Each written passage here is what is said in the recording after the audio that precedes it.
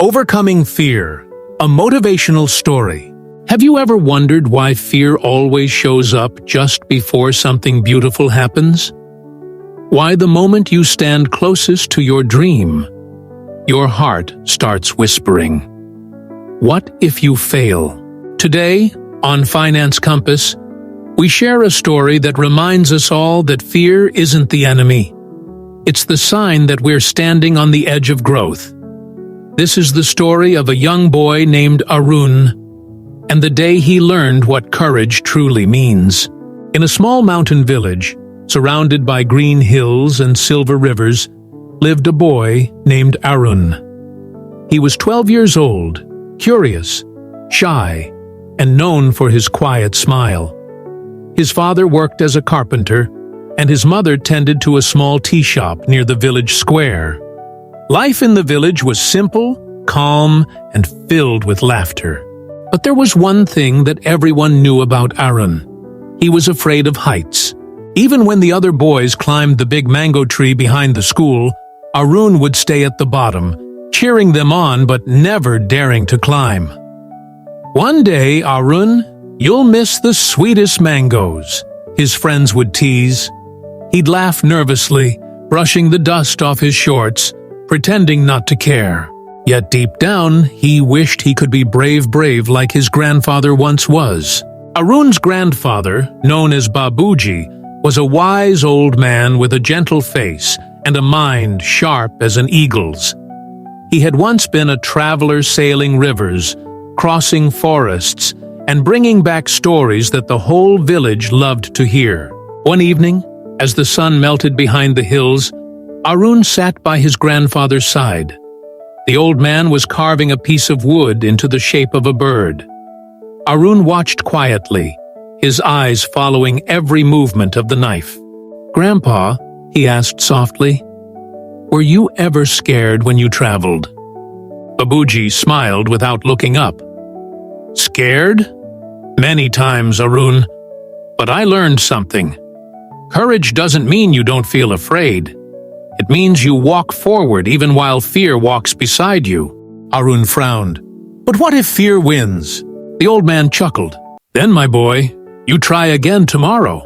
He handed the small wooden bird to Arun. "Keep this. Whenever you feel afraid, remember, it's not the bird who flies because it has wings. It flies because it trusts the sky." Arun didn't fully understand, but he nodded and held the bird close. A few days later, a notice spread through the village.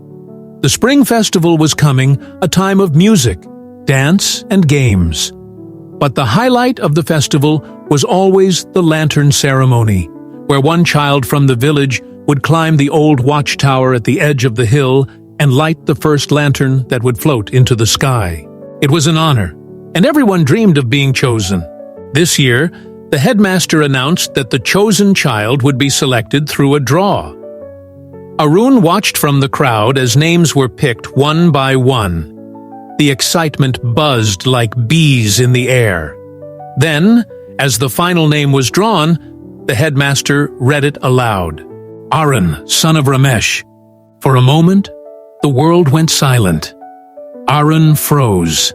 His heart thumped so loudly it echoed in his ears. The children clapped and cheered, but Arun's palms turned cold. He forced a weak smile. The tower! That tall, creaking wooden structure that touched the clouds? The very sight of it made his stomach twist. That night, he couldn't sleep. He lay in bed, staring at the wooden bird on his table. The moonlight fell across its wings. He picked it up and whispered, "I can't do this, Grandpa. I can't climb that high." The next morning, he walked to his grandfather's hut. Babuji was sitting outside, sipping tea. "I can't light the lantern," Arun said before the old man could even greet him. "I'll fall. I'll fail. Everyone will laugh." Babuji nodded calmly, not surprised. "Sit, Arun," he said. "Let me tell you a story. Many years ago," Babuji began, "there was a young man who wanted to learn to swim. But every time he stood by the river, his legs trembled. The water looked deep and dark. One day, an old fisherman told him, "The river doesn't drown you because you step into it. It drowns you when you stop moving." So the young man stepped in. At first, he struggled and gasped. The fear screamed in his head. But he kept moving, one breath, one stroke at a time. And soon, the fear became silent. The river hadn't changed Arun. The young man had. Babuji looked at his grandson. "You see, fear is just the river. If you stop moving, it wins. But if you move, you grow stronger." Arun stayed silent for a long moment. "But what if I fall?" he whispered. Babuji smiled. "Then at least you'll know you were brave enough to try." The day of the festival arrived. The village was alive with color-red ribbons fluttered from bamboo poles, the air filled with laughter and the smell of roasted corn. As the sun dipped low, the headmaster handed Arun the lantern. "You will climb to the top, light this, and let it rise," he said proudly. "Remember, the whole village is with you." Arun's knees trembled. He looked at the wooden tower standing tall against the evening sky. The stairs seemed endless. He took a deep breath and held the wooden bird in his pocket. "It flies because it trusts the sky," he whispered. Step by step, he began to climb. At first, everything seemed fine. But halfway up, the wind howled. The tower creaked, swaying slightly. Arun's hands shook. He stopped, his heart pounding. The crowd below looked like tiny dots.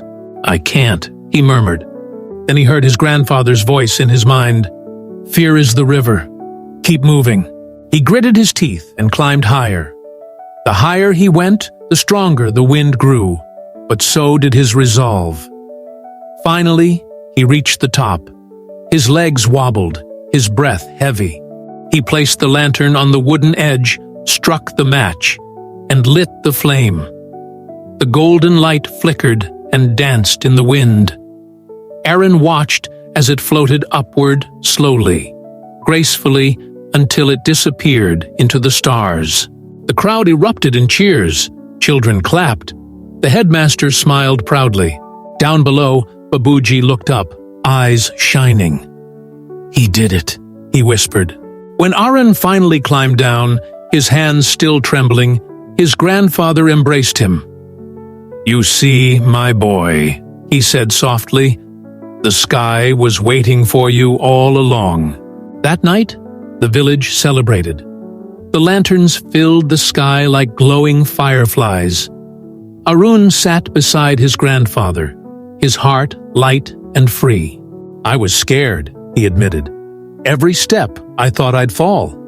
Babuji chuckled. "Fear never truly goes away, Arun. But every time you face it, it loses a little more power." Arun looked at the sky. "So, courage is just walking even when you're afraid?" "Exactly," said Babuji. "Courage is not found in the absence of fear. It's found in the decision to keep moving despite it." He paused, then added, "Remember this, Arun. Fear protects us, but it also limits us. It whispers to keep us safe. But sometimes, to truly live, we must whisper back, 'Thank you, fear, but I choose to fly.'" Weeks passed. Arun grew more confident. He began climbing trees, running errands across the hills, and even helping his father on rooftops. Fear still came sometimes, but now it was an old friend he had learned to live with. Then one morning, heavy rains struck the village. The river overflowed, and a few houses near the edge were at risk. People rushed to move their belongings. Arun and his father helped wherever they could. But amid the chaos, a young child was seen crying on a roof, trapped by the rising water. The bridge had broken. No one could reach her safely. Without thinking twice, Arun ran toward the old watchtower, the same one he had climbed during the festival. He shouted for a rope and climbed quickly, his heart steady, his fear silent. From the top, he threw the rope across to the child's house and guided the rescuers. Within minutes, the girl was safe. When he climbed down, soaked and exhausted, the villagers cheered again. This time, though, there was no festival, only pure gratitude. Babuji hugged him tight. "You've learned the truth, haven't you?" he said. Arun nodded. "Yes, Grandpa, fear didn't leave me, but I didn't let it stop me." As the sun rose over the wet village, the air smelled of new beginnings. The birds sang louder that morning, as if celebrating something unseen. Arun stood by the river, holding the wooden bird in his palm. He whispered, "You were right, Grandpa. It's not the wings, it's the trust." He placed the bird on a rock, watching the sunlight catch its carved wings. Then he smiled and turned back toward home. Fear is not our enemy, it's our teacher. It shows us where our courage lives. Life will always give us mountains to climb, rivers to cross, and storms to face. But every time we take one brave step forward, we grow stronger than the fear that once held us back. So, the next time fear whispers, "You can't," remember Arun's story and whisper back, "Watch me." So, my friends, what's your tower? What fear have you been running from? Starting a business, speaking your truth, saving for your dreams, or taking that leap of faith? Remember, every great story begins with someone who decided to face their fear. As Babuji said, it's not the bird who flies because it has wings, it flies because it trusts the sky. If this story touched your heart today, take a moment to reflect on your own journey. Write in the comments what fear you're ready to overcome and how you'll take your first step toward courage. And if you found value in this story, don't forget to like, share, and subscribe to Finance Compass for more stories that inspire growth, gratitude, and courage. Because sometimes all we need to change our lives is the courage to take that one small step.